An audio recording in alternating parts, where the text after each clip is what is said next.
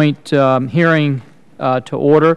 Mr. Aiken, we understand, is on his way, and he'll take over the gavel as soon as he gets here. But I want to thank Chairman Aiken for co-chairing this hearing, and to thank all of our members and the distinguished panel of experts, and welcome them to today's hearing focused on what the future of Seapower and projection capabilities may portend in an era of austere budgets. I'm sure that Chairman Aiken will note that his appreciation for all of our witnesses being here, and I want to just say how much we appreciate your service to our country and your taking time today to bring your expertise and experience to all the members of this subcommittee. I believe it's vital that you're all here today to continue to inform the members of these subcommittees and the public in advance of the Supercommittee delivering its ultimate recommendations to the Congress. I'm going to keep my remarks short in order that we proceed to the heart of the discussion. The Readiness Subcommittee has convened numerous times in the past few months to hear from each of the services, and most recently the Vice Chiefs regarding the current state of the force, the increased risk and the uncertainty of the future and potential impacts to military readiness if sequestration were enacted. While there seems to be a prevailing consensus that sequestration under the Budget Control Act would be devastating to the military, I remain severely concerned that we've already gone too far. Last year, when the DoD began closing Joint Forces Command without any pre-decisional analysis, I told members this would soon be coming to a theater near you. Well, currently we're dealing with the $465 billion DoD cuts that was arbitrarily made without analysis to underpin that number. Now another shoe is dropped with regard to civilian personnel. The Air Force announced just yesterday that they will eliminate 16,500 civilian positions in fiscal year 2012. That's just the Air Force in only one fiscal year. What happens when the other shoe drops, or if it drops under sequestration? With all these individual decisions, the cumulative effect will be devastating. At this point, I would say get ready, the show's only just beginning. This leads me to reiterate my concern regarding additional short-term decisions that could lead to the potential hollowing of the force under sequestration. That would be a situation that cannot be quickly reversed. General Dunford articulated this very point before the Readiness Subcommittee last week regarding concerns that we will make these cuts without any adequate appreciation of the strategic implications, the implications on our readiness, or the implications of breaking faith. And also that folks would think that if we get it wrong, well, we can just simply fix it in a year or two. That's not possible, particularly in the latter category. And if we break the trust of our Marines, sailors, soldiers, and airmen today, it would be decades before we get it back. The question I continue to ask is, what is the risk to the national defense of our country if we continue to make some of the cuts to defense we're hearing being discussed in Washington? There are never enough resources to eliminate all of our risk, but there must be a strategic assessment to underpin the decisions. Instead, I feel that currently the DoD is just responding to budgetary pressures, the result of which could severely degrade the military's ability to operate. In Vice Admiral Klingen's written testimony for this hearing today, he indicates, without question, the fleet is operating now at an unsustainable level.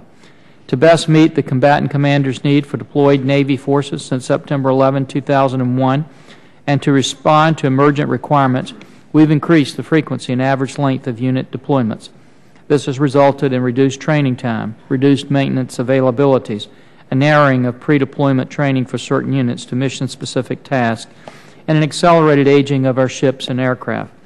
Consistent with the testimony that Vice Admiral Burke provided before the Readiness Subcommittee, the Navy has been operating in a sustained surge, precluding the opportunity to do deep maintenance on fleet assets. How will that impact the future force? Looking forward, will our forces be ready for the mission they are called upon to do when the time comes?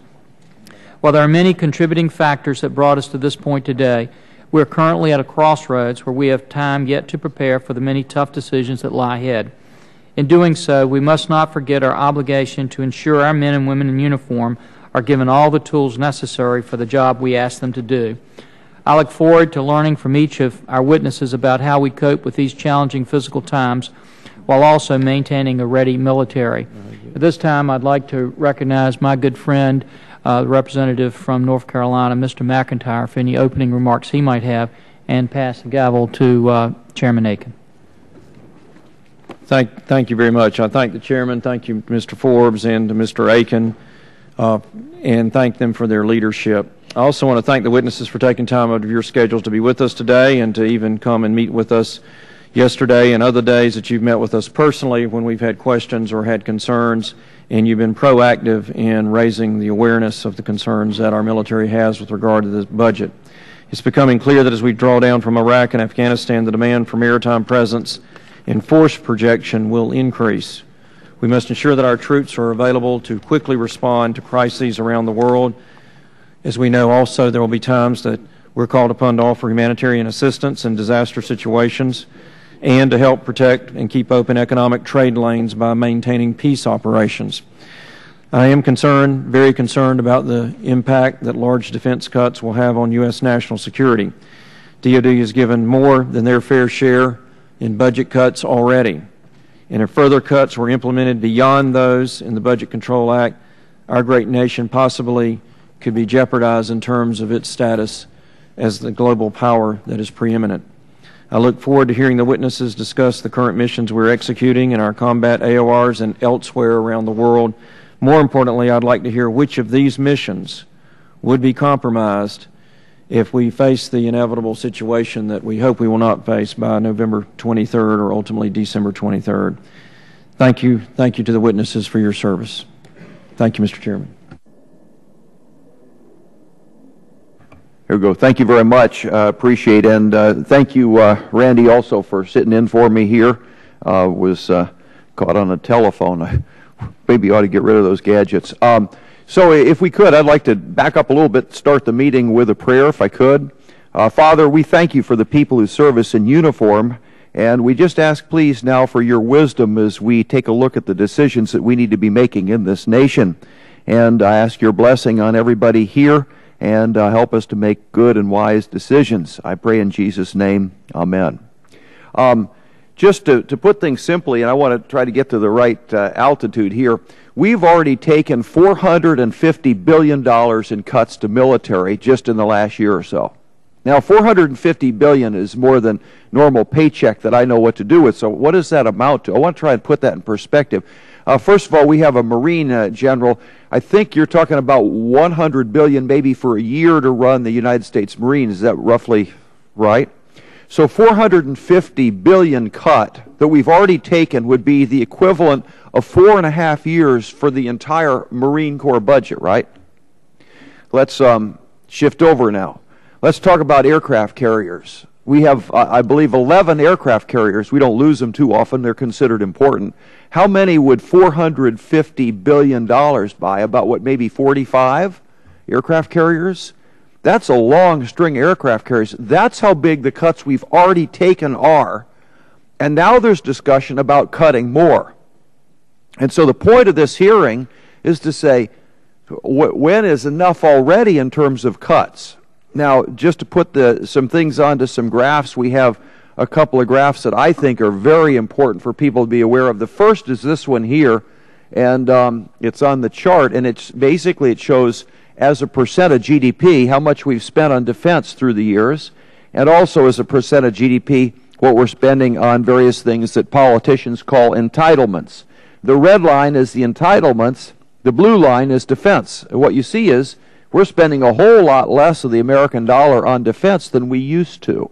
That's the first one. The second chart that I think is somewhat, let's see. Well, I don't want to do that chart. I want to do that other one about the number of planes and men in uniform. Okay. If you make a comparison to where we were in 1990, the number of people in uniform, the number of aircraft, and the number of ships, what you see is that we're running about 50% just in sheer numbers of where we were in 1990. So we're already at half strength from 1990, and now we're talking, that's before the $450 billion budget cut, and if we take more budget cut, what's that going to mean? I'm very uncomfortable with those numbers, but I'm not the expert. We have the experts right here with us this morning. I would hope each of you gentlemen would first of all at least follow somewhere in your presentation one. This is the purpose of what my branch of service is about. And then second of all, if you take this money away, how is that going to degrade our ability to do the mission that you've been assigned to do? With that, I'm going to conclude my opening remarks and go to the wonderful lady from Guam, Madame Bordalio. Thank you very much, Mr. Chairman. And Chairman Forbes, thank you for scheduling this hearing, and I'm glad to join my colleague and my good friend, Congressman McIntyre. I also want to welcome each of our witnesses this afternoon, and General Hesterman, I congratulate you on your new appointment as the Military Deputy for Readiness in the Office of the Undersecretary of Defense for Personnel and Readiness. Today we continue our discussion on the implications of the defense spending reductions resulting from the passage of the Budget Control Act, as well as the possible implications if sequestration occurs. As I've stated in previous hearings, I do not believe sequestration needs to occur. In fact, I believe former Senator Simpson, Erskine Bowl, and others got it right when they indicated that the so-called Supercommittee cannot fail. Everything must be on the table to achieve a balanced result that helps put American finances back on track. So that said, I believe our sea and air power projection capabilities are vitally important as we understand the threats that we will be facing in future years. This is particularly important for my constituents in Guam. Our naval and Air Force long-range strike capabilities are what, to a greater extent, provide stability in the Western Pacific. The tyranny of distance in the Pacific makes these capabilities invaluable. Recently, Secretary Panetta visited our allies in Asia to discuss a range of issues, and I commend Secretary Panetta for his comments while he was in Asia. Time after time, he reiterated the importance of Asia-Pacific to the U.S. military and our greater national security and economic interests.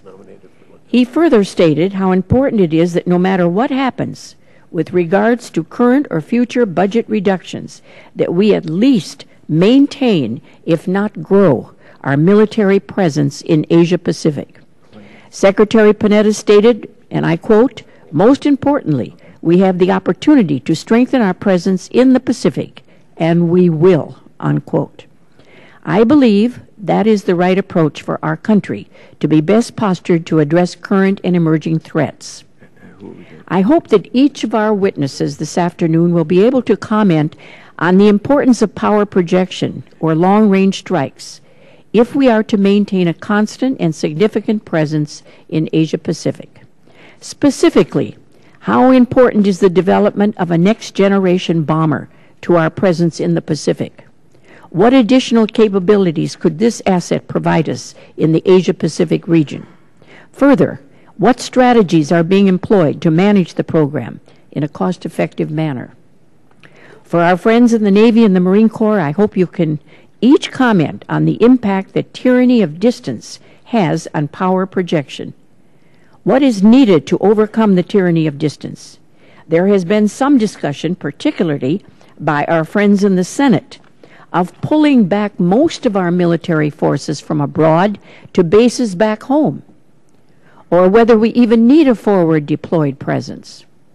I hope our witnesses can discuss the strategic value of a forward deployed presence, particularly in the Asia-Pacific region. Finally, many of those in think tanks are suggesting that our next conflict will be a maritime and air battle concept. I remain concerned that budget cuts because of the Budget Control Act will unduly target the operation and maintenance accounts, and specifically the training accounts. How are the Navy and the Marine Corps going to approach this matter? The wars in Afghanistan and Iraq were primarily land-based. So what will we need to do to achieve a certain level of readiness for our naval and Marine Corps forces? How important is amphibious landing capability to an expeditionary Marine Corps? I hope that each of these matters can be addressed at this hearing, and I thank each of our witnesses and I look forward to your testimony. Thank you, Mr. Chairman. Thank you very much for your opening statement as well. Now we're going to go to our witnesses, and first off is Vice Admiral Bruce Klingon. He's the Deputy Chief of Naval Operations and for Planning and Strategy. And so, Bruce, fire away, sir. Thank you, Chairman Aiken, Chairman Forbes, Ranking Member McIntyre and Ranking Member Bodillo, and members of the subcommittee. We thank you for the opportunity to testify today. I am proud to represent 625,000 sailors and civilians that are serving on active duty in the Navy today, a testament to your support to date, and which makes the topic of today's hearing hypothetical, thankfully, as opposed to historical.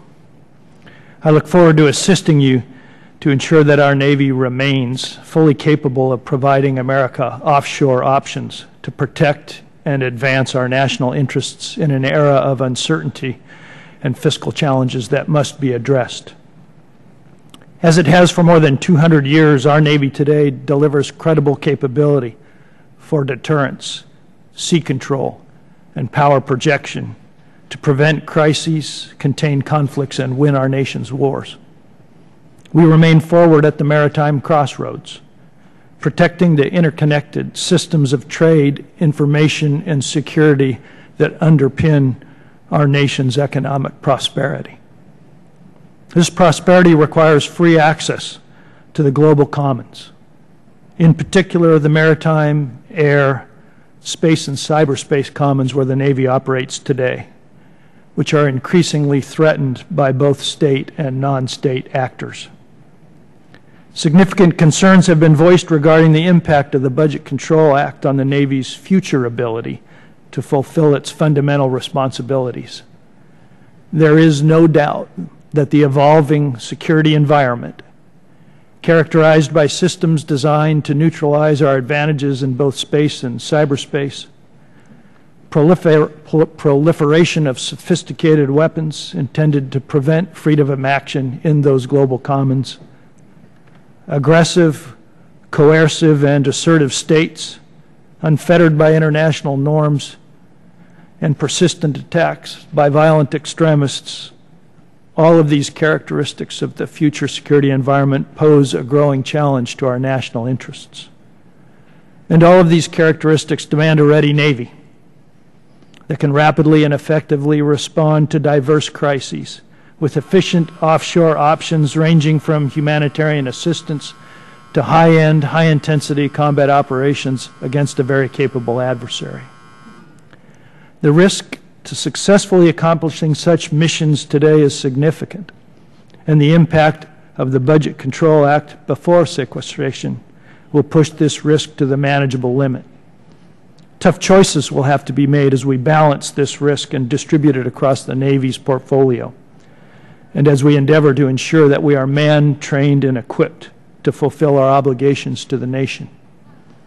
While we anticipate being resourced at a level that will never result in a day without Seapower, I am eager to answer your questions as we contemplate adjustments that move the Navy in this direction. Thank you. Thank you, Admiral.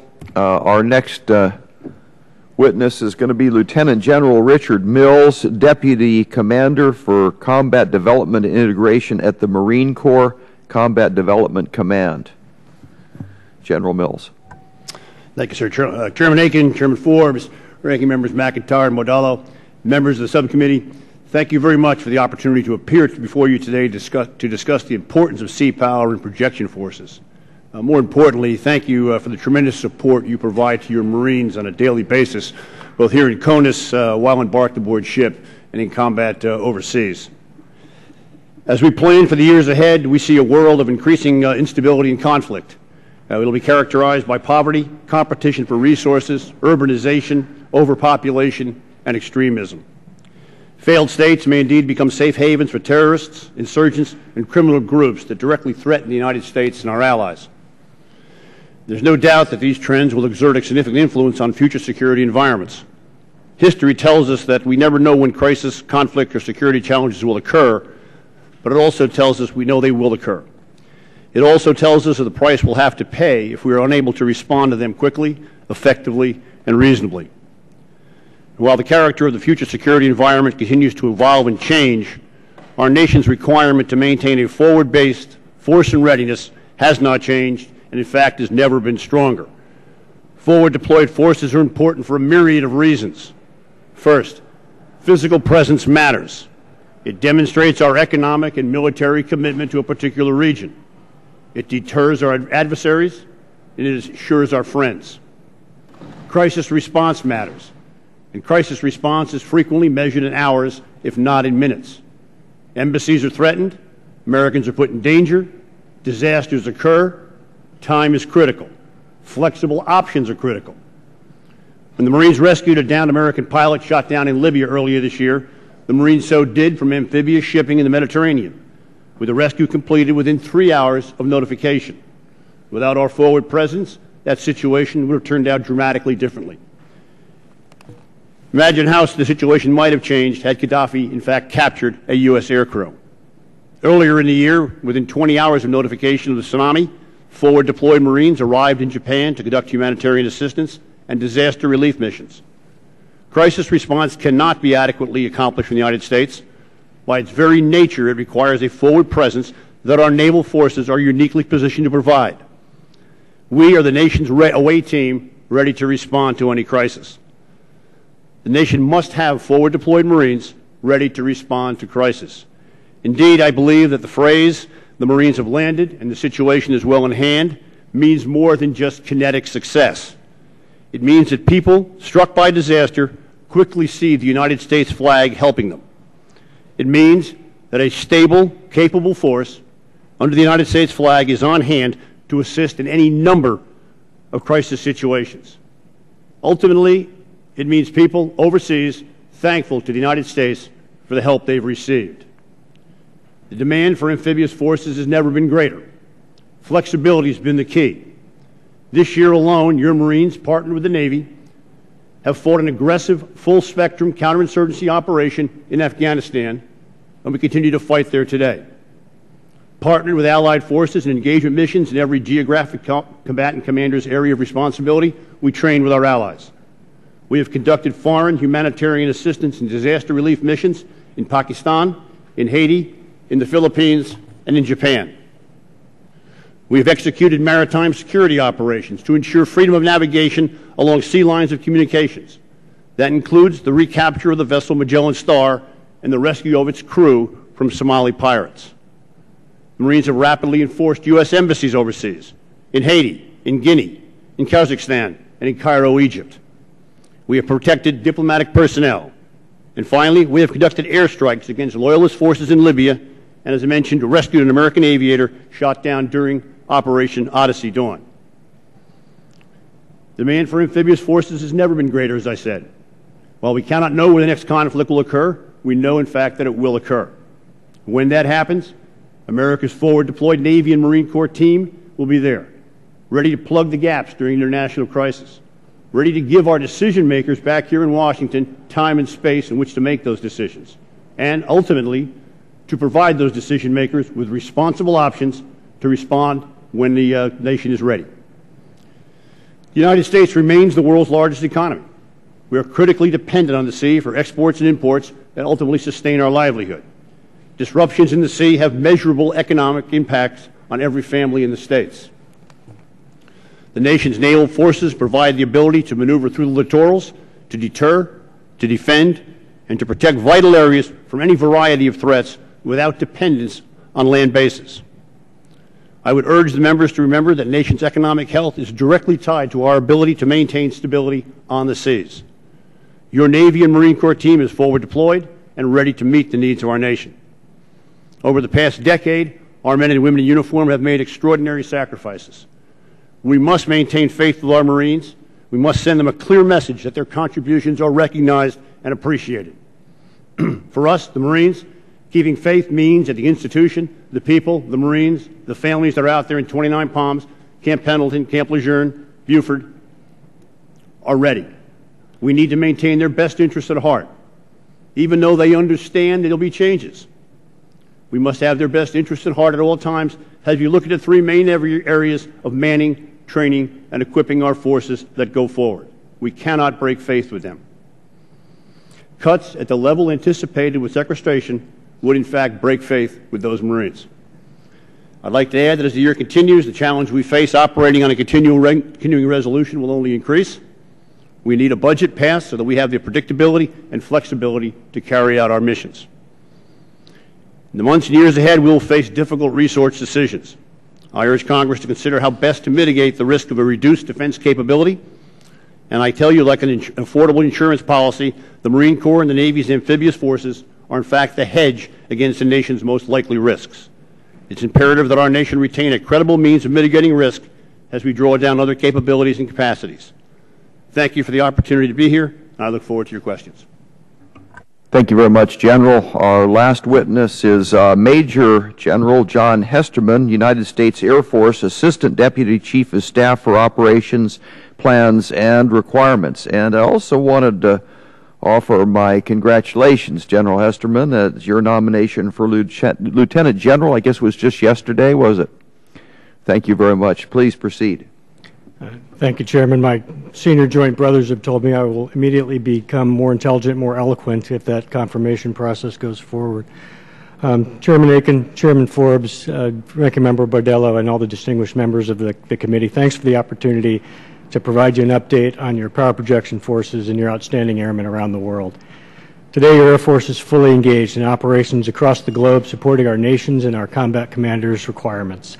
Our capability and reach are unparalleled among the world's air forces, and the dedication of your airmen is truly exceptional.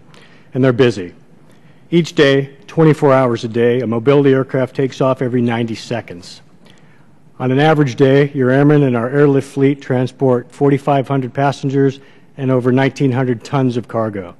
Our tanker crews deliver 5 million pounds of fuel to U.S. and coalition aircraft, and there's been no let-up in the pace. Since September 11, 2001, our tankers have delivered 15 billion pounds of fuel. Our airlift fleet has delivered over 6.5 million tons of cargo. During a 2-week period last March, affectionately known inside the Air Force as March Madness, the Air Force conducted humanitarian relief efforts in Japan simultaneously with combat operations in Afghanistan, Iraq, and Libya. In Japan, your Air Force opened Sendai Airfield in the heart of the disaster area within 5 days of the tsunami and started the flow of much-needed aid. Within 2 weeks, our airlift crews delivered 2.5 million gallons of water and 167 tons of food to those most affected.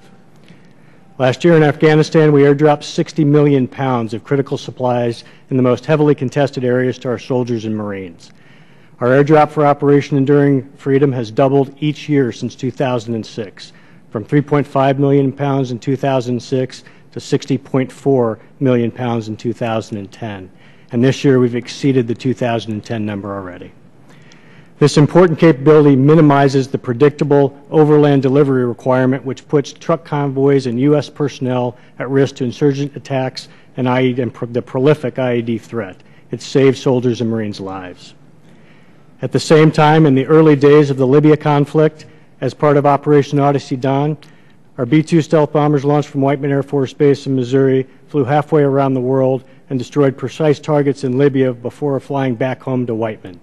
En route, they were refueled several times by our tanker fleet and their crews. Yours is the only Air Force on the planet that can do that. And right now, we can do it anywhere we need to. Our nation cannot afford to compromise this long-range strike capability, particularly as we look at a future with anti-access aerial denial environments our adversaries are now creating. Chairman, ranking members, all the distinguished subcommittee members, I join our Secretary of Defense and my Air Force Chief of Staff in stating that any further cuts in addition to the $450+ billion already identified in the Budget Control Act will at least reduce our capability to conduct these operations concurrently.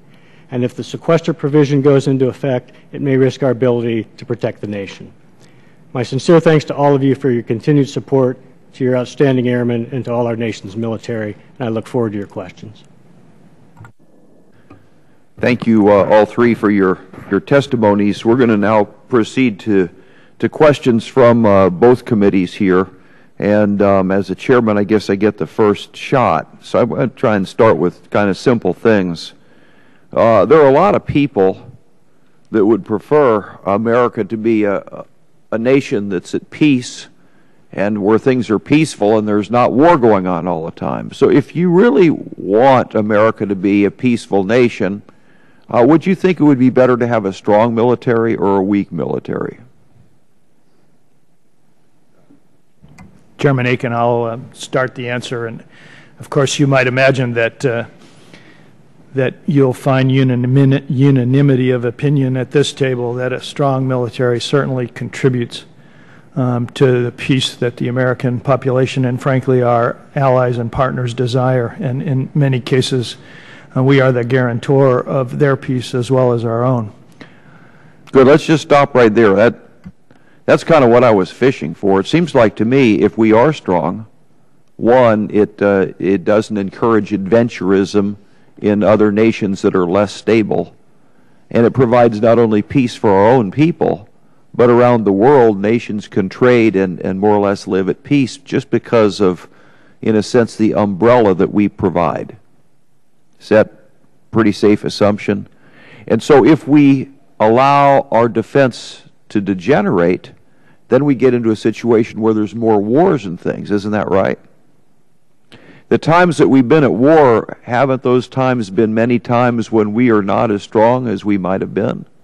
Anybody want to comment on that historically? Sir, I would echo your words. I think any student of history realizes this country has been most at threat and gone to war when it's been its weakest. Certainly World War II would be certainly an outstanding example of that. But I concur with the Admiral. The best way to assure a just peace is to have a strong military that's out there to deter your enemy and to stand ready to defend your homeland if called upon. Right. Now, sometimes people are critical and say, hey, we've got troops in Germany and we got troops in Korea, all this stuff. Why do we need troops all the way over there? Why don't we just bring them home, save a lot of money with having to resupply all of those different people living in different corners of the world? And yet, some of the missions that you've talked about today couldn't happen if we didn't have forward deployed troops. Isn't that correct? That's correct, Chairman.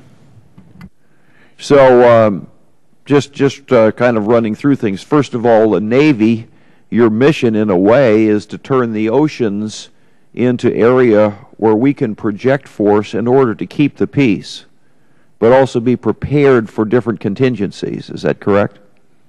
Chairman Aiken, that's absolutely correct.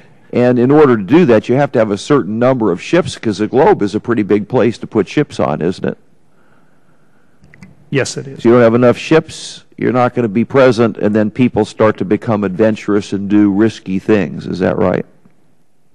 That is certainly a risk as we look at the future security environment and the way it's evolving. Okay.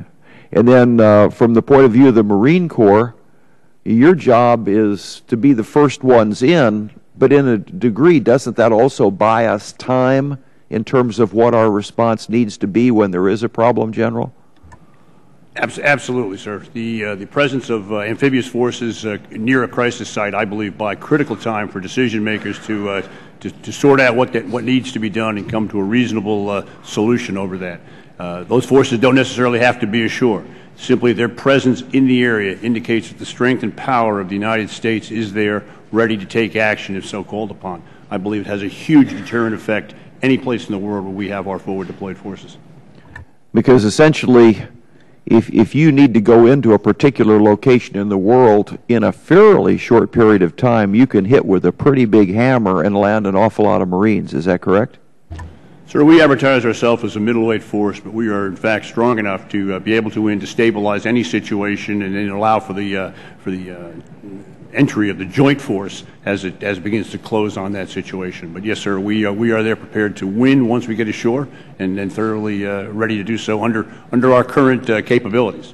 Again, right. Should we suffer drastic cuts, those capabilities in fact could be reduced. And when that is reduced, then we see, you've got to make decisions, right? You've got to decide, am I going to cut training? Am I going to have fewer troops? So that makes everything more risky. Am I going to have cheaper or poor quality equipment so people don't have the type of protection they need? All those are giving you some kind of impossible decisions to make in a way, aren't they, when you get down to a certain point? Those are very difficult decisions to make, sir. I think the battlefield is a dynamic place. It's not stable. The enemy threat changes every day. I would point to Afghanistan, where we look at an enemy who is adaptive, who is imaginative, and who we have to adjust to. Those require changes in equipment, they require changes in training, and adequate force structure to conduct the mission once ashore. And then, John, from an Air Force point of view, in a way, you have a lot of service aspect to what you do because you're providing all that support essentially to all the other people, as well as that long-range punch to let people know that we have some teeth, and those teeth can reach pretty far and bite pretty hard. And that's what you have to try to maintain, that capability too, right? Yes, sir, Mr. Chairman, that's true. And let me add, to pile on just a little bit, I spent the last year of my life in the Middle East as the Deputy Air Component Commander for Central Command. And there's a reason that combatant commanders spend most of their time working on relationships with foreign militaries and foreign leaders so that we are able to execute, or we're told to go execute the things we need to do, that we have those relationships in order to give us the access and the lily pads and the things that we need to prosecute our campaigns. So there's an ongoing working with other nation partners and things which facilitate that ability to provide that overall umbrella of peace, really. I'm convinced it's essential, sir. Yeah. Well, if any of you want to jump on, I just want to talk at the highest level. What starts to degenerate if you don't fund things enough? Because we've seen the charts, and we've been cutting defense as a percent of GDP heavily. We see that we have reduced our force almost by half of where we were in 1990, and now we're talking after $450 billion, which again, I'm trying to figure out what 45 aircraft carriers look like in a row. Imagine, Admiral, you might think it's a pretty sight, as a matter of fact, but anyway, that's a lot of money we've already taken in cuts, and now we're talking about more cuts. And really, I think what I'm hearing you say is that if you really want a safe and well-defended America, you just can't do this. I think that's what I'm hearing you say. Chairman Aiken, as we contemplate how to solve the budget puzzle posed with the current cuts that are on the table, the Department of Defense appreciates the fact that those type of major adjustments must be driven by strategy, and that strategy review is ongoing. As the Navy looks to its maritime strategy as a supporting strategy for that defense strategy, we can see the persistence of some strategic imperatives that you've alluded to. For example, contain regional conflict, deter adversaries, win our nation's wars. And we do that with forward regionally postured forces. We also see the imperative to contribute to the Homeland Defense in depth, to foster and sustain the cooperative relationships that have been talked about and are of great value as we work together in an evolving security environment that's challenging.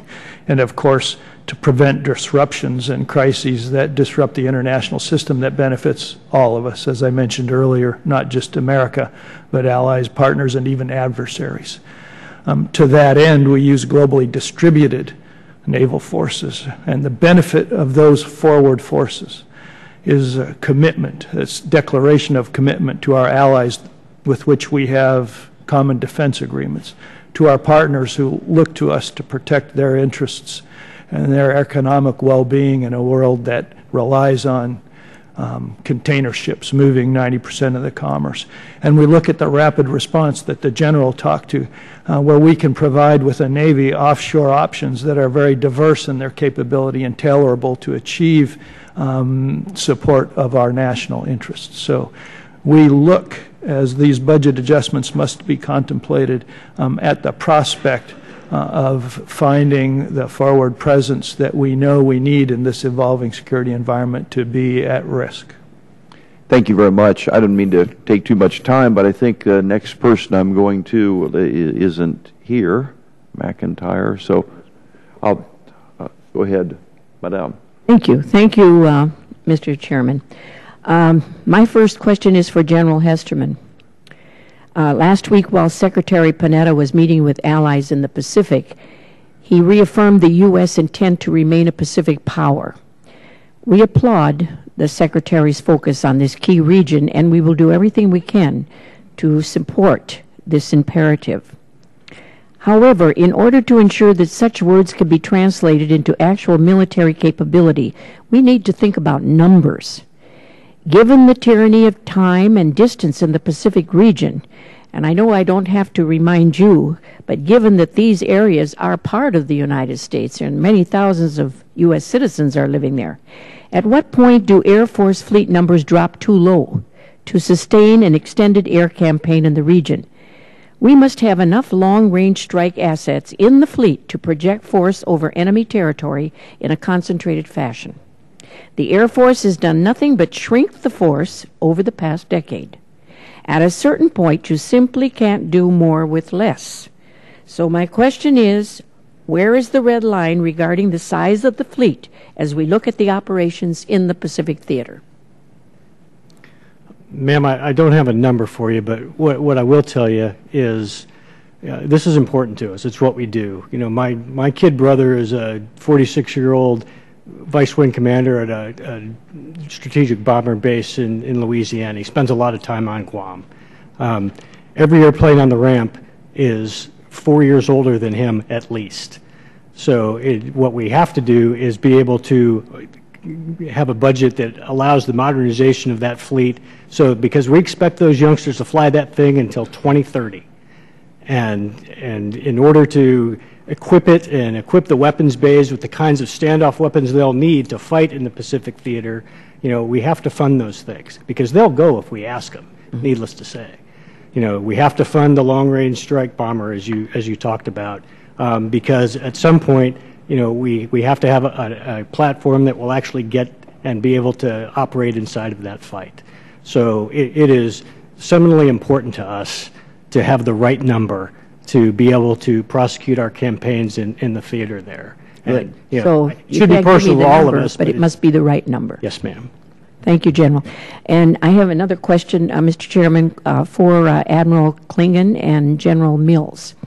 Given China's rapid development of an increasingly capable blue water navy and their intent to be in broadened command of the Western Pacific operating area, how would a resource-constrained Navy and Marine Corps respond to calls for support from our allies in the region if contentious natural resource, land, or navigation issues arise? How important is it to have our forces strategically forward deployed in the Pacific to overcome the massive challenge of tyranny of distance? And I'll begin with you, Admiral. Ranking Member Bodillo, thank you for the question. We respond to those types of crises which are unanticipated and at times come up in a fashion or a manner or over a spark that wasn't anticipated. With having forward deployed naval forces that are permanently stationed overseas, as well as having forward presence that we generate through the rotation of United States-based forces. It's that combination that allows us to respond immediately with the presence that are there in theater. And should the tension or crisis be of such a magnitude that those forces were insufficient, we will have the wherewithal to surge additional forces from the continental United States should that be required. But your point is that we need those forward forces to be sufficient to deter that type of behavior in the first place. And that is an area that takes the leadership of the United States, both diplomatic and military, to keep a constant sense of the trends and the assertiveness of nations, not just China but others, so that we understand how that environment is evolving and we can make adjustments in terms of those standard levels of presence that would be there. Thank you, Admiral. And General Mills?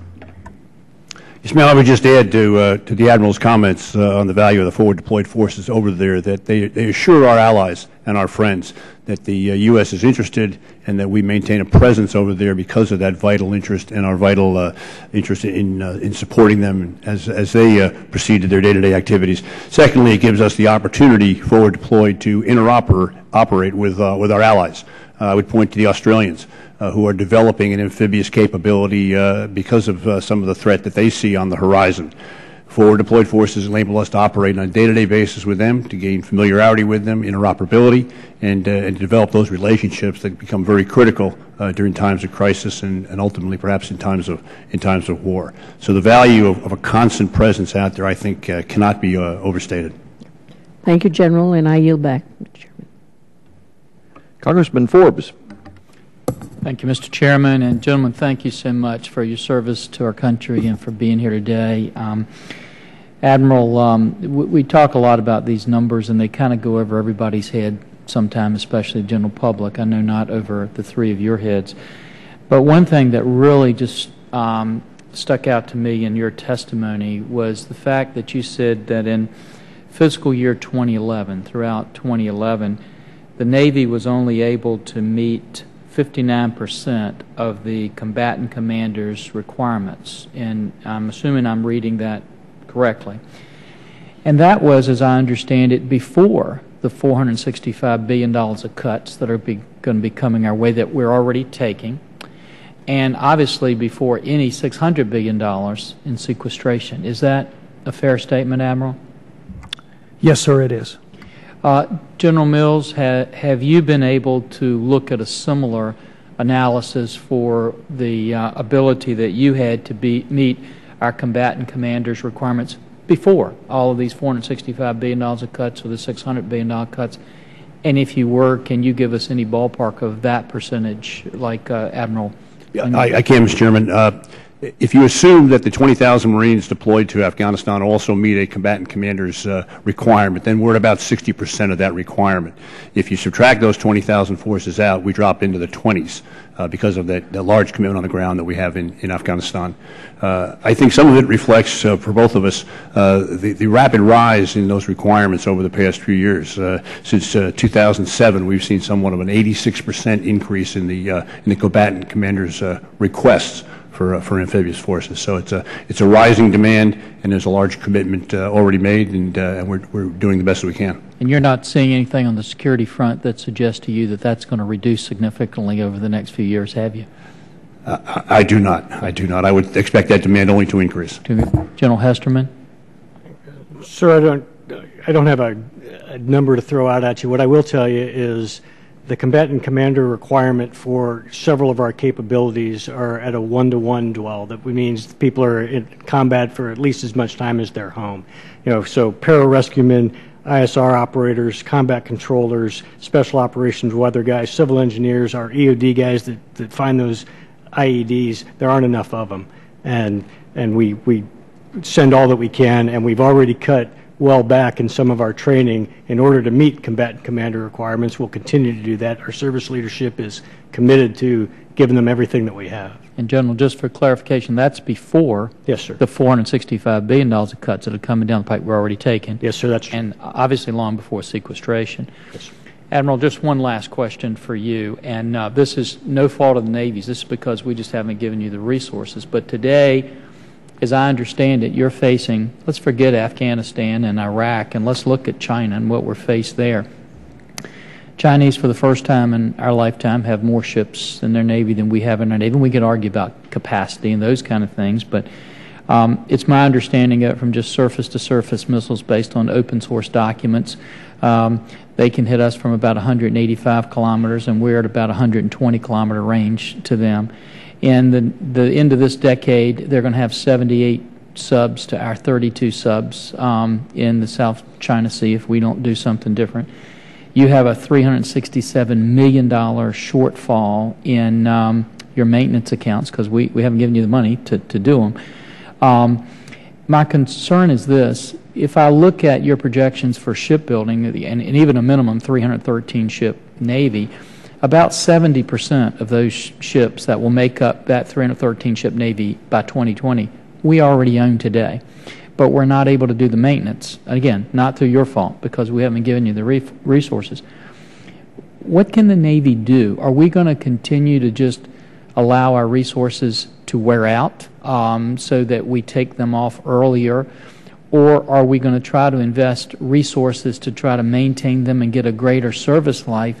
And if so, how in the world can you do it if we are already at $367 million shortfall in the dollars we've given you to maintain the ships we have, and we're cutting another $450 billion, and we're talking about sequestration, how do you possibly get your arms around that?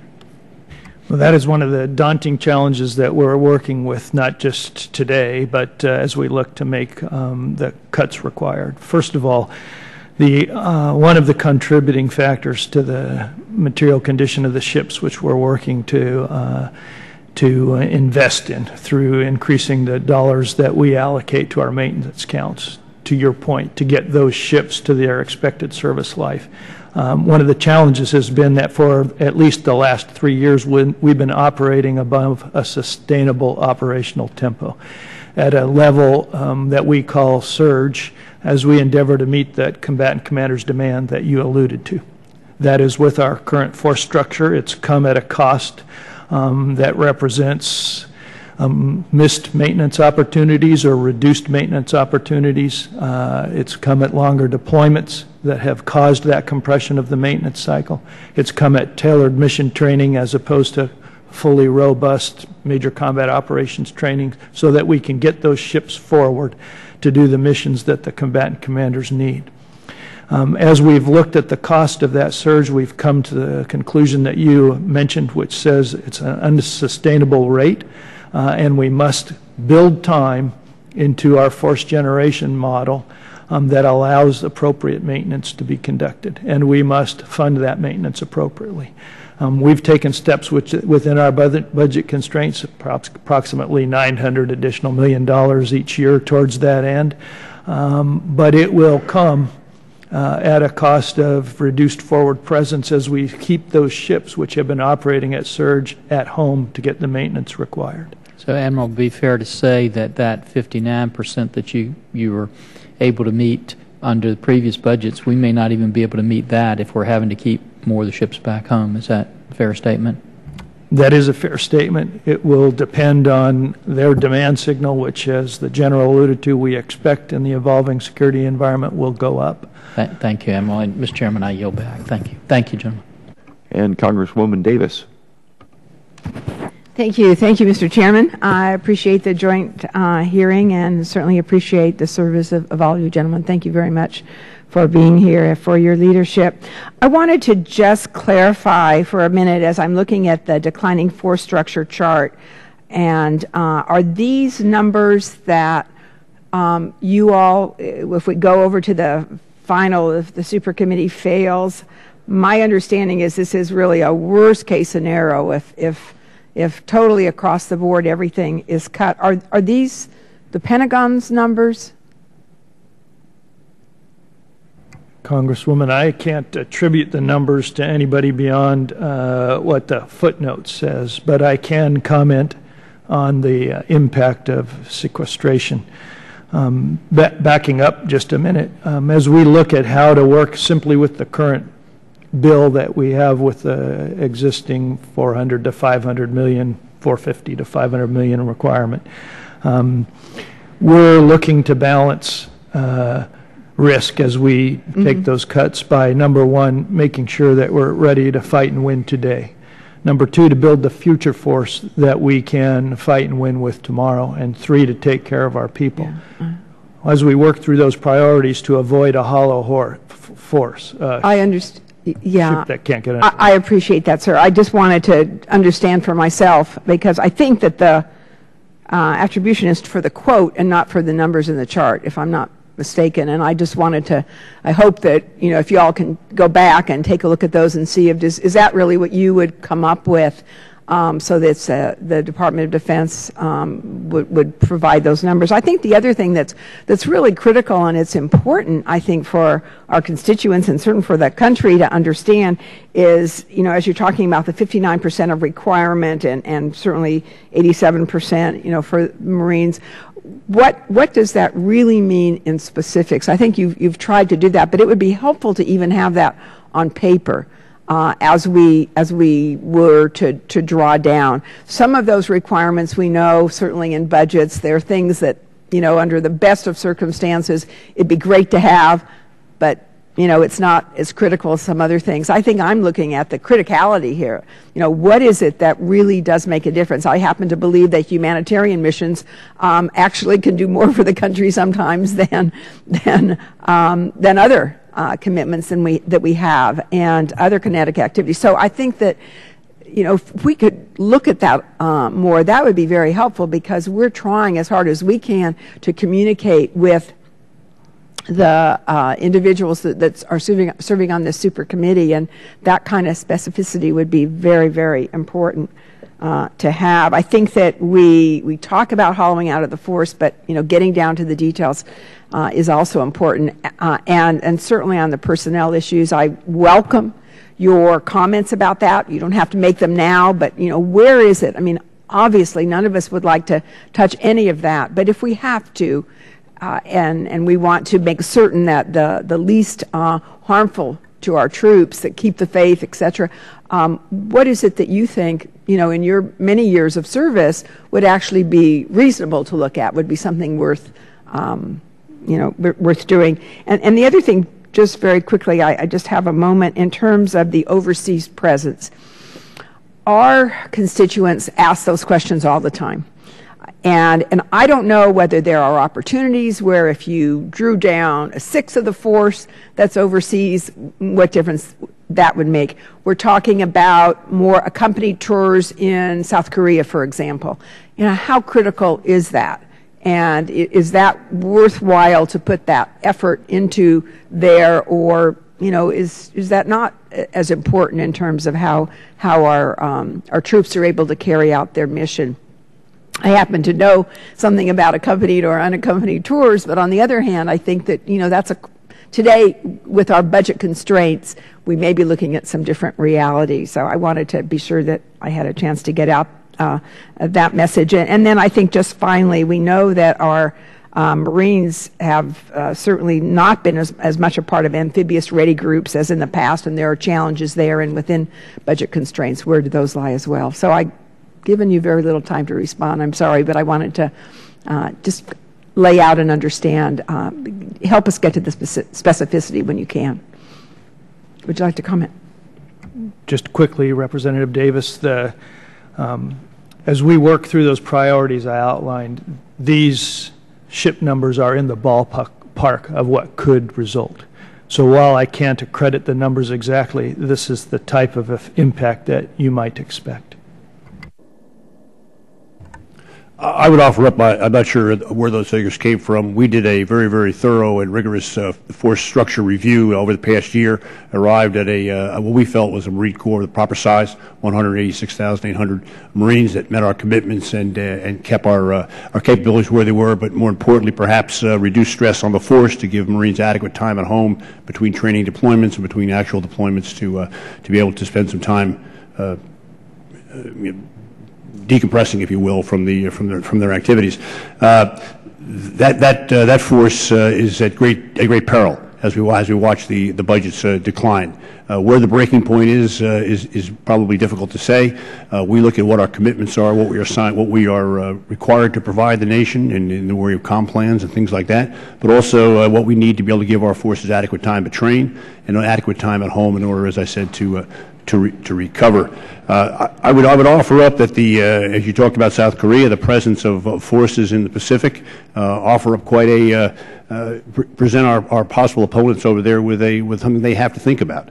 They can't act as freely if knowing that there are American forces both in Korea, close by Korea, and within the Pacific region that could respond quickly, and I think raise the stakes considerably when they decide what their strategy will be against us in the years to come. So I appreciate the opportunity to comment on that, but I think, again, the value of deterrence with forward deployed forces cannot be overstated. It is absolutely critical to what we're trying to do all over the world. Ma'am, just very briefly, our thoughts on the numbers are the same as my compatriots here. The thing that we worry the most about is the stress on our airmen. Needless to say, the one thing I will tell you, in a lifetime in the Air Force, the thing that is the biggest morale booster is having the appropriate training and the appropriate equipment and the appropriately sized force to win when we send them into conflict. Yeah, there was, I think you had a question on the numbers that we had in that one set of graphs. Could we throw that chart up on the screen again? The screen with the numbers of, with the different various cuts, how much we're going to be, what the cuts are going to be. I guess we can't put it on the screen. Anyway, my understanding was, to get this right, the 1990 numbers are from where? Historical. Those are historical data. Whoops, we're getting closer here. There we go. So the 1990 numbers, historical data. The 2000 numbers are also historical data, right? And the today numbers are historical. The black and red columns were done by some of the staff in the Armed Services Committee, and my understanding is those are simply, you take the size budget cut, it's a straight percentage, and take the percentage, and that's what you get. So it's obviously it's an estimate, but it's kind of a ballpark if you figure just using straight percentages. Okay, our next question comes from Congressman Hutter. Hey, thanks, Mr. Chairman, and I'd like to recognize General Mills, too, 1st Marine Corps General to command NATO forces in combat, just left Afghanistan, so he's not just a Quantico guy. He just left theater, and just happy to have you back, and thanks for the job there. Think back 50 years ago to World War II, putting the Marine general in charge of anybody would have created an uproar, but we were able to do it, so hurrah for that. When I look at the three of you, what I see is kind of like the heavy compound lifts, like, let's just phrase it this way: deadlifts, squats, and bench press. I mean, you are what makes the American superpower the American superpower. You can do curls and you can do other fancy stuff to get beach muscles, but when it comes to heavy lifting and how powerful you are, and the ability to reach out and touch somebody, it's you. And when you think back to the Falklands in '82, with the British as kind of the Britain's last gasp of trying to reach out and touch somebody, and succeeding, but also kind of that was their last gasp. And post World War II, Britain giving up all of their sea bases to us. I don't even know where to start with what's happening. Chairman Aiken and Chairman Forbes have laid this out. If we can't reach out and touch people anymore, and we pull back our sphere of influence, you have things like the LCS, which I would argue is just a fast frigate. It's not stealth. The Navy has some carbon fiber ships that could evade radar. We're not building them. We're building fast frigates that can't get next to Taiwan, that can't go through the strait there. It's on one side, we're building ships that are going to be nice to have. They're nice modular ships, but they're not going to be able to get our men and women to where they need to go. And then on the Marine Corps side, I guess the big question is, do we need to go anymore? So I've seen the Air Force's plans for the next generation tanker and the bombers, and they're looking good. They're looking on track, and it looks like you've overcome a lot of the acquisition problems we've had in the past. But when it comes to the Navy and Marine Corps being able to reach out and touch and gain access to that anti-access aerial denial thing that we like to say, it seems like we're well behind that still. And there's not a chance in heck of getting there now with the way that the budget is. But even when we have to prioritize, we're still not buying the right stuff. We are buying stuff, but we're not buying the right stuff. So if you can't get next to Taiwan, and you can't get even close to North Korea, why do you need the ability to knock down doors and gain a beachhead if you can't get there in the first place? So my question is for General Mills, do we need to get there in the first place?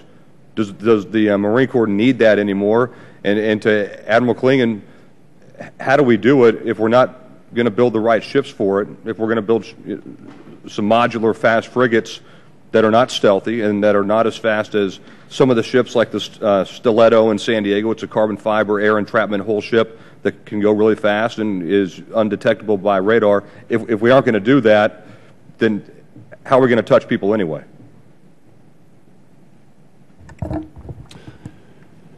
Thank you for those comments, Congressman, and thank you for the comment on my service. Let me just start off, and I would just say that the Marine Corps and amphibious warfare go back, as you know, quite a while. The initial question that we had to answer was amphibious warfare even feasible back in the 1930s as we began to look at an expanding Japanese threat in the Pacific. There were many people back there who said no, it was not a feasible military strategy, and it was foolish for us to pursue and try to train and equip our forces to do so. I think the success, obviously, in World War II, as it evolved and as our tactics changed and our equipment changed, proved, in fact, that was a very feasible strategy. In the years since World War II, time and time again, the feasibility of amphibious operations has been questioned, whether it be in 1949 when it was General Bradley questioned the very idea that an amphibious attack would ever take place again, followed very shortly thereafter, of course, by the Incheon landing and what many people would describe as the decisive stroke of the Korean War, and the other amphibious operations that have taken place since that time. Each time things have changed, the threat's been more. People have questioned whether or not that was still a feasible military operation. And each time I think that the Navy Marine Corps team, backed by the entire joint community, has proven, in fact, not only is it feasible, but it's extraordinarily valuable as you pursue operations, whether across the entire spectrum of military operations, everything from humanitarian relief to full combat ashore with Task Force 58. So we struck some 450 miles inland to begin the Afghan war back in the early 2000s. So I would say that those who question the ability of amphibious forces to conduct operations today just don't understand the way that we constantly study, that we constantly adapt, and we constantly change, and we face a threat, and we believe that we can overcome it. So I would argue vehemently that amphibious operations play a critical role in the United States military spectrum of capabilities. If we fit in very nicely to the joint effort, I think over the years we have begun to operate more and more with them. We operate very closely with our SOC community, which is emerging as a very powerful force. We also operate now with our cyber community, which again is adding another facet to amphibious operations. So I would argue properly equipped, properly trained, properly manned, amphibious operations are indeed a valuable tool for the United States military to have in its toolbox in the years to come. Congressman Hunter, thank you for the question, and you have well articulated one of the challenges that faces the Navy and the Joint Force today.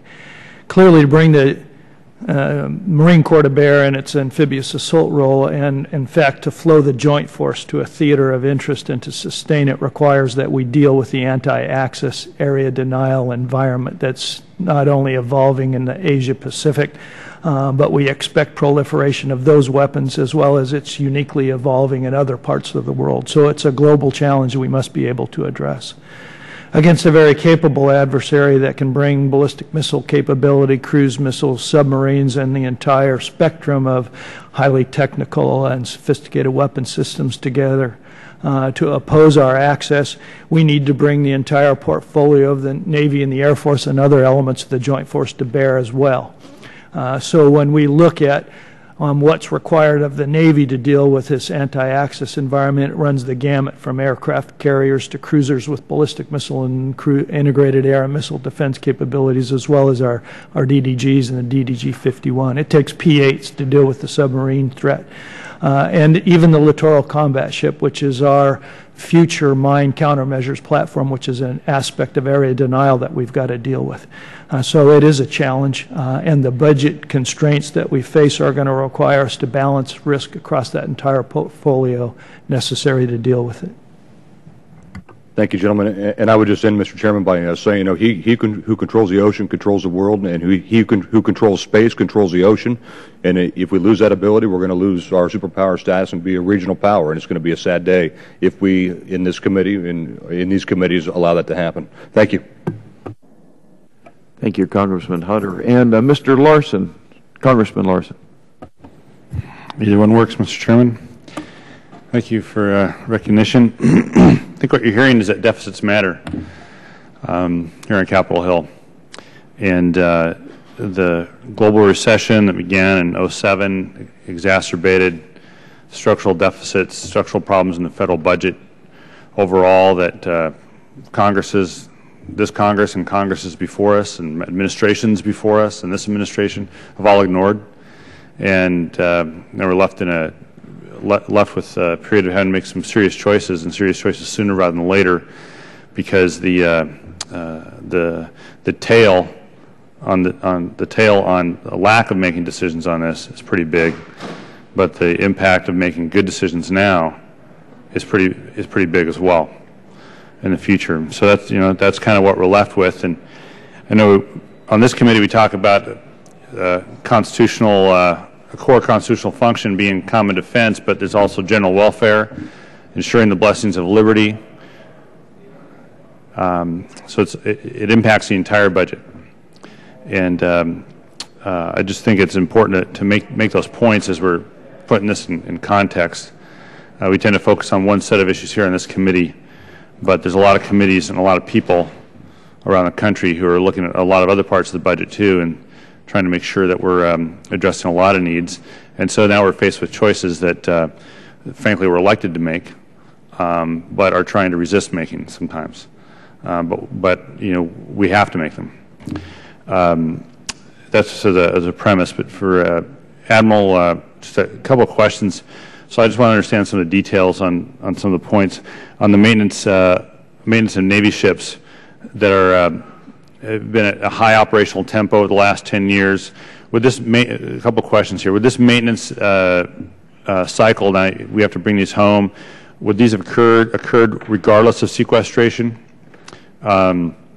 First off, in other words, isn't the need for the maintenance of a lot of these ships going to occur anyway? So what does the impact of sequestration have on this maintenance? First. Second, the 59% of the requests are being fulfilled. Is that request of any and all requests, or are these 59% of the requests that have been validated by the Joint Chiefs of Staff that are being fulfilled, or 100% of the requests that have been validated being fulfilled? What is that number? And I guess for the record, if I could have the Air Force and Marine Corps get back to me on give me the difference here between the percentage of requests being fulfilled versus the one that actually the requests that have been validated have been fulfilled. So how do those differ? And I think those, if I had that kind of information, it'd help me understand a little bit better about those challenges. I know they're challenges. Just trying to put some numbers on them that are from a similar standard, so I can deal with some of these decisions and choices that we're going to have to make all over the budget, not just here in the defense budget, but all over the budget. So, Admiral, if you could just take a whack at those, and then for the other two, if you could, for the record, give me the Marine Corps and the Air Force numbers. Congressman Larson, thank you for the question. The impact of operating at surge levels over the last several years has resulted in challenges with regard to the material condition of our ships, and we have just recently finished work that has developed class maintenance plans for each type of ship. And that gives us a good baseline for us to understand what needs to be done to maintain these ships so they're ready to be operationally employed and will reach their expected service life. So we are endeavoring within budget constraints to put the right money against those maintenance plans and provide the time, the access for the shipyards and ship company to the ships when they're not operating to actually do the required maintenance.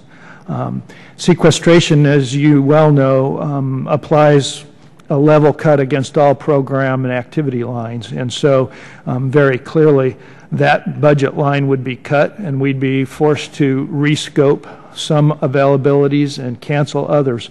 So, if you will, this recovery effort that is required to get our ships to the expected service lives would be delayed, if not precluded, to some significant extent. With regard to the 59% of the COCOM demand, the COCOMs derive their requirements from their tasking, and they're pretty good at that. And so they'll work hard at deciding what capabilities across the joint force they need to accomplish their requirements, their effects out in the real world, and they get validated. So we're talking about 59% of the validated requirements we're able to resource. That said, we're working with them under the circumstances and have been to explore new and creative ways to meet their requirements. For example, while we prefer an offshore option in many cases, perhaps we can send the training team by aircraft and have them train in situ on the partnership, not the way we prefer, but an alternative that may help us continue to, well, help us not to exacerbate the shortfall in meeting their demands through innovative and creative ways, as an example. And Mr. Chairman, just before I yield back, I apologize for going over time. For the QFR, could I as well, can you break that down by COCOM as well? And maybe give me every 2 years, going back to 2000, the percentage every 2 years that's being fulfilled, and by COCOM? I guess I might get some perspective on this. Yes, sir, we can. Good. Thank you. Representative Larson, if I could comment from It'll be up to the chairman. I'm over my time. Sorry, General Mills. It'll be up to the chairman. You can finish the question. Okay, great. Thank you, General. I would just add to the Admiral's statement, in addition to the maintenance, of course, which the Marine Corps also faces on its equipment, which is being used both for training and for operational purposes. Sequestration also impacts our modernization programs, which are critical to us resetting the force as it begins to proceed ahead. Regarding the COCOM requirements, those are validated requirements. The joint system has a system in which they submit their requirements to a single point of entry, which are then prioritized and filled as best. The Navy, Marine Corps, and the Air Force have looked at ways of meeting those requirements in slightly extraordinary means. I'll give you an example. The USS Kearsarge battle group that was out in the Pacific over the spring and summer of this year, 3 ships at one point separated literally by thousands of miles, as each ship conducted and met a COCOM's requirement. Everything from the Pakistani floods to the operations off Libya to landing the landing force in support of my forces that were ashore in Afghanistan at the time when we saw an opportunity to deal a blow to the enemy. And so they, by spreading that force out literally over thousands of miles, those ships operating semi-independently, we were able to come to with one asset, if you will, meet 3 requirements. So the Navy, the Navy Marine Corps team, and with the Air Force and with the Army, are trying to meet those requirements as best we can, using somewhat extraordinary procedures at times. Right. Yeah. Yeah. Good. Good. And thank you, Mr. Chairman. Congressman Mike. Thank you very much, Mr. Chairman, and thank you all for your dedicated years of service to this country. I certainly share the majority's concern within this committee that the cuts from sequestration, should they occur, on the Department of Defense would be far too deep and would hurt this country's capability. I disagree probably with the majority where they feel that no savings, further savings are available from the Department of Defense. And first I want to say that we've made progress in acquisition that have, I think, created efficiencies. We're going more to fixed price contracting, and I think that that's a big help. I think there's a natural shift that is occurring from a counterinsurgency doctrine to a counterterrorism doctrine, and I think that that will bring about substantial savings to this country, and I certainly hope we never go down the path of nation building again. And I think it will take a good decade for our military to reestablish the combined arms capabilities that have been lost in counterinsurgency warfare that are essential to the deterrence of this, deterring our adversaries. I have a concern that on the personnel side, the personnel cost, and Secretary of Defense Gates warned us about this, that the trajectory of personnel costs are eating into acquisition costs. So even if we can deal with the problem external to the Department of Defense, which is essentially the rise of entitlement spending, mandatory spending eating into the discretionary budget, I think we have a problem internal to the Department of Defense, to the military, in terms of the trajectory of personnel cost eating into acquisition costs. And again, Secretary of Defense Gates warned us about this. And I want to express, when I'm looking at this chart, where we talk about 1990 to today, and the decline of our military, going from, say, Army maneuver battalions to 180 to 98, Navy ships 546 in 1990 to 288 today, fighters, U.S. Air Force fighters 4,355 to 1,990, etc. My guess is, and I'll be asking the Department of Defense, is that we have more flag officers today than we did in 1990 with a much larger force. I believe our military is just much too top-heavy today, and there's an unnecessary cost associated to that. I think that we ought to be looking at, when we look at the force structure, what additional units could be placed in the Guard and Reserve for a savings. I think probably we should look at, on the increasing cost side, plussing up, I think, compensation for our deployed military, whether it's sea service or whether it's hazardous duty or imminent danger pay, to recognize the disparity between our deployed forces and our non-deployed forces. But I think that we're going to have to deal with the trajectory of personnel cost, and that's going to be very unpopular for this committee, and it's going to take a lot of courage. But I think we've got a two-front war going on against our capability. Again, the external one that's coming upon us on November 23rd, and an internal one on rising personnel costs. And I wonder if any of you would like to respond to any of the comments that I made. Admiral? Sir, thank you for the question. The Department of Defense and the Navy appreciate that challenge of the rising personnel costs, and in almost every case, senior leadership in the departments have said, all things are on the table. So many of the things that you've identified, we are exploring with great detail. Procurement, program, process improvements, efficiencies, the rising costs of personnel. The top heavy, I know we've looked at adjusting, and I believe have made adjustments to the number of flag and general officers we have, and the active component, reserve component balance, while not going back to the circumstance we found ourselves a decade ago where we didn't quite have the combat support and combat service support allocations across active and reserve right. So there's this budget challenge has caused us to look at all those things, and I think when the dust settles, that you'll find appropriate thought has been applied in those directions. Lieutenant General Miller, do you have any comment? I would agree with the Admiral. I think that we have, as I said, we did a force structure review last winter, took a look at the requirements of the Marine Corps and how they could be met with an appropriately sized force, looking at the drawdown in Afghanistan. I think that we designed a force that met our requirements and that was affordable under those budget conditions. Those conditions we know now are shifting, and we're taking another look at being able to meet our commitments with a perhaps a reduced force. I agree with you, sir, that we need to identify and to recognize our commitment of our people who are forward deployed and in harm's way. We do a good job of it. Perhaps we could do a better job of it. I do believe that Secretary Panetta's guidance has been relatively consistent over the past couple of months, and it's critical we do not break faith with our forces, both with our men and their families. I think that is important to our future. I think that we're going to have some tough choices to make. We've basically got, I think, three ways to look at the cuts. We look at it through man, through train, or through equip. And those are the kind of hard selection processes that we're going to have to make, and perhaps ask our questions, what's good enough?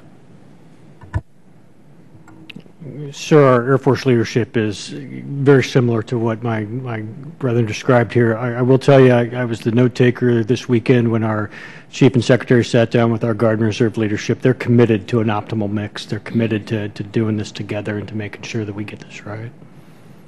If I could just add one more thought, please. When you spoke about the 10 years that you felt that it would take for us to move back to a combined arms environment, I think that if one thing all of our services have shown over the past few years is our ability to turn, to adjust, and to adapt. I would argue that perhaps no other force in the world other than the United States force could have done what was done in Iraq and Afghanistan, which was move from a high-intensity conflict, a very traditional armor against armor force, to pivot on a dime, if you will, to move into a very effective counterinsurgency campaign. I think that the flexibility of all of our forces was paramount to that. Very few people in the world could have done that, and I think we will show that same adaptability over the years to come as we move back to perhaps what you would think of as more traditional roles. I believe the combined arms force is still in effect. I believe an amphibious capable force is still in effect, and I think that we're still able to accomplish a wide range of missions, despite the fact that we've been focusing perhaps a bit on the Afghan fight over the past few years. So, Mr. Chairman, I yield back. Thank you. And we also have Congressman Gibson here.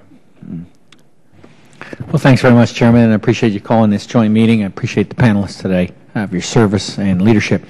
Question has to do for the Air Force, General Hesterman, about joint forcible entry capabilities, particularly United States Army Airborne Air Assault, and then also the United States Marine Corps, supported by Navy, obviously, and looking at it both 12 months out, and then also 5 years out, Air Force support in terms of simulations, but then also as building capabilities, the training exercises, the commitment in terms of platforms, C-17s, C-130s, Joint Airborne Command and Control, electronic warfare, fighters, bombers, the frequency that the Air Force will be able to support these exercises used to go on about 6 times a year at Fort Bragg, and the level of commitment you're going to be able to make. And then is there anything in the long-term planning to bring this all together, Air Force support to a truly joint exercise, whether that be simulated or at some point sort of like what Ocean Venture used to do years ago, or bringing the whole joint team together? Sir, first of all, let me say that our commitment to our joint brothers to be able to provide that capability you described is, I mean, that's why we're here. I mean, that's what we do. As far as being able to sustain these exercises or to grow them, you know, the reason we're here is to talk about the potential impact. You can be sure that if we go much beyond the cuts that we have now or into sequester, that those kinds of things will be at risk. Well, then, based on, go with the assumption for the moment, no sequester. What's the Air Force's commitment at this point in terms of platforms and really the diversity of platforms to continue to build that capability going forward? Do you have any sense, or do you want to do that? Sure, the sense of it is there's a lot of discussion now about which platforms will carry forward. The commitment, and my service chief articulated it yesterday, to provide this support to our land component is 100%. So what platform we'll do that with will be decided in the next few months, I think. Yeah. You know, my experience with this, I led the brigade task force that was part of the global response force, and clearly we had pressing priorities all over the globe. So, you know, this had to move down in the prioritization, but of course over time we're incurring more risk. When we do that, I would assess our risk at very, very high risk at this point to be able to conduct a full-blown joint forcible entry. When you look at the fact that, as you know, it's a very complex operation, and we often had to pull platforms from all across the eastern United States, and in some cases all throughout the continental United States, to be able to support these exercises. Understandably, I mean, I know you're juggling a lot of things, and what I'm trying to get a sense of is where we are today in terms of the Air Force's ability to support it. It may very well be that we're not able to afford doing this 6 times a year, but what is that right frequency? Are we going to be able to pull this all together, the entire joint team? Because otherwise, I don't know that the American people and the people's representatives fully understand the risk that we're incurring over time. So what I'll tell you is whatever size we end up, our leadership is committed to it being exceptionally capable. So, you know, I think we do know how to do this. And I think the problem will be is in how many places we can do it, you know, and because obviously we don't get to decide where it's needed. But, you know, our capability, I think, will be pure. How much of that capability exists, I think, is the subject of this hearing. Yeah, and lastly, I think your pilots will tell you that, you know, the longer you go without doing these type of exercises, the more difficult it is to try to restart and to pull that capability together. No argument, sir. Yeah. Okay. Thanks very much, Chairman. Thank you. Good questions. One last question to Congresswoman Bordillo. Yes, thank you very much, Mr. Chairman. I just want a clarification before we disperse this afternoon. And I think you made some comments and others here, and I have heard them as well. Why don't we bring our troops back from these foreign countries? This would save us millions and millions of dollars. Well, I would, since we have 3 very important officers here before us, I'm sure they'll be able to answer these questions. And I'll take these 2 countries, Korea and Japan. Now, aside from the need for forward presence to deter potential adversaries, how much host nation support are Japan and Korea providing to station our troops in their countries? My understanding is that they're paying the bill. And it's in a significant amount of money, billions of dollars, for MILCON, base operations, facility sustainment. In fact, it would cost us a lot more to send all our troops back to the United States. We'd have to build bases. We have to build housing. Am I right in this? Do we, and I don't think they charge us any kind of lease amounts of money for using their properties. Am I correct in this? Japan, we are guests in Japan and Korea. We don't pay leasing fees, and they are providing all the facilities and so forth. Is this correct? Congresswoman, I cannot confirm for you exactly what costs the United States Navy, in our case, are paying and what costs Japan is carrying. But I do know that Japan, for example, does pay a significant amount of money to facilitate hosting us there. Mm-hmm. General? I would agree with the Admiral. I'll have to get back to you on the exact split between what the host nation provides and what we provide. I would absolutely agree with you that if we brought all the Marines back home, that there'd be a MILCON bill back in the States, as our facilities are designed and built and structured, that a certain percentage of our force will be forward deployed, and therefore they don't need barracks or office space or training grounds to operate on. So I absolutely concur with the second half of your comment. In general? Ma'am, we'll get you the exact numbers, but I believe your premise is correct. Mm-hmm. Well, thank you. I just wanted to clarify that, Mr. Chairman, that it would cost us more to bring our troops back home than when they're stationed over in places like Japan and Korea, where they are picking up the tab. I very much appreciate all of you sticking with us today on the committee and for your testimony. I think the message is pretty straightforward, that we're gone about as far as she can go on this thing, and I think you've developed that in terms of a fair amount of detail for us. So thank you all for coming out, Generals and Admiral, and I look forward to the next time. God bless you all. Thanks.